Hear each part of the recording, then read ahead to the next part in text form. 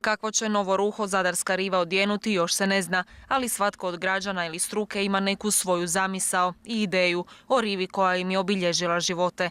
No ipak će zadnju riječ vezanu uz obnovu imati gradske vlasti, koje moraju dobro promisliti što to riva može ponuditi cijelom gradu. Mislim da su prednosti naše rive što je još uvijek zadržala zelenilo i može poslužiti kao nekakav park, mjesto susreta i druženja. Komercijalizacija bez plana nije najbolje rješenje iz više razloga. Kafići koji pola sezone rade, pola ne rade, pa ostaju nekakve rupe na zelenim površinama ili samo ljetne manifestacije. Mislim da to nije dobro za rivu jer mislim da naš grad treba živjeti cijelu godinu, a ne samo turističku sezonu. Građani bi u struku trebali imati pravo glasa o ovoj temi. Koji bi pokazao razmišljanja, možda čak i na konceptualnom nivou, možda ponuditi nešto što nijedna riva još do sad nije ponudila.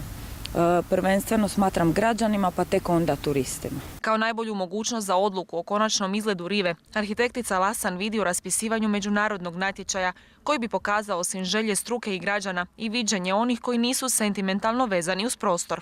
Trebalo bi se vidjeti što ljudi misle, kako doživljavaju rivu, znači baš sustavno proanalizirati što bi se moglo, a što ne bi smjelo na rivi. Struka isto je tu poprilično podijeljena. Mislim da je to i ona ta, što kažem uvijek, sentimentalna vezanost. Neko je odrastao i prije Drugog svjetskog rata, pa oni se sjećaju rive koja je bila izgrađena. Divna je riva mojega grada, samo jedan od stihova iz pjesama u kojima je opjevana.